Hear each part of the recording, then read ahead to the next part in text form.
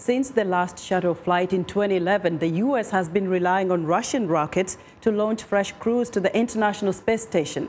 But that may change in the next few years. NASA and several private space companies are developing advanced capsules capable of taking humans into low orbit and beyond. Here's VOA's George Putich. According to the contract worth up to $4.2 billion, by the end of 2017, Boeing's CST-100 Starliner will start flying human crews to the International Space Station. Boeing and another U.S. spacecraft manufacturer, SpaceX, say they can fly astronauts to lower orbits for about $20 million less than the current Russian spacecraft Soyuz.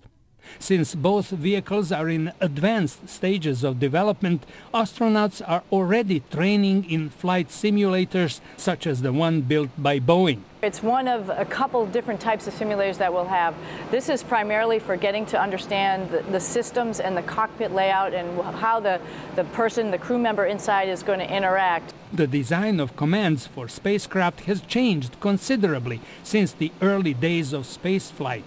Instead of hundreds of switches and knobs, astronauts will fly by intuitive commands and touch-sensitive screens. You know, it's like learning how to drive a car, except for now you're learning how to drive a spaceship. In the meantime, NASA is developing its new Orion spacecraft and a more powerful rocket called Space Launch System. The agency wants to turn low-orbit flights over to commercial firms in order to concentrate on deep space missions, such as the first manned flight to Mars. George Putich, VOA News, Washington. The success of internet connectivity in Uganda is exciting the nation's young people to create tech hubs like Outbox, a business incubator focused on providing rising entrepreneurs, students, developers, researchers, and organizations the opportunity to build inclusive communities that they can tap into for talent and collaboration. VOA's Ndiho has more. Uganda's population is estimated to be more than 41 million people. According to Uganda's Population and Census Bureau, more than 40,000 young people graduate from Ugandan universities each year. But the Ugandan job market can only provide 8,000 jobs annually. Initiatives like Outbox are changing that narrative by challenging young entrepreneurs interested in using technology to think outside of the box. Richard Zulu is the lead developer for Outbox. We work with upcoming African entrepreneurs and we give them a shared office space, we give them mentorship and we give them training. And then we leverage partnerships to raise funding for them, to further help them expand to new markets or access very specialized services that they do need. Outbox has had some outstanding success stories. Currently, we're working with up to 7 startups that we're currently supporting in different verticals.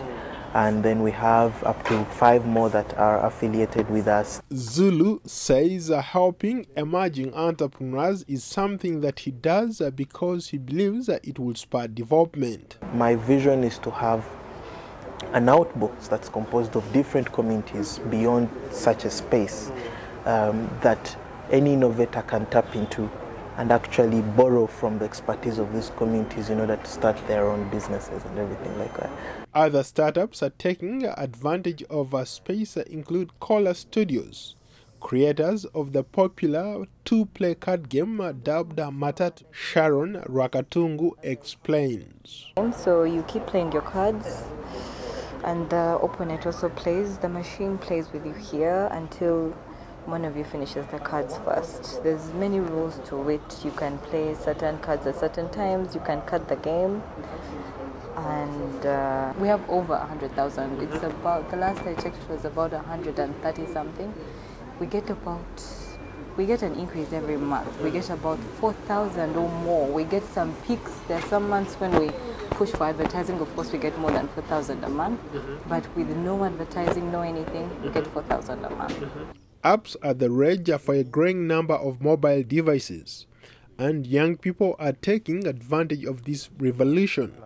Brian Lamuto is behind the NTV mobile app called NTV Go. We developed for them a mobile application. It's for news. Users can read news. They can also report news. Our main aim is to promote citizen journalism and vigilance in our communities. The major feature of this mobile application is actually the N report feature that allows you to first of all sign in, and once you sign in, your name will appear here, and then you can capture a story, okay, maybe record an audio, take a video, and then you can enter the headline of your story, okay, select maybe a category of what you want to report in, probably any of these categories, or if you have another category, you can specify that category, and then attach maybe pictures, photos, and all that, and then you can actually send this story to the media house.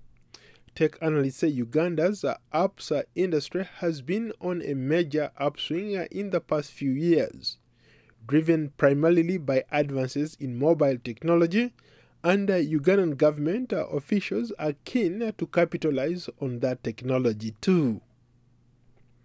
Paul Ndiho, VOA News.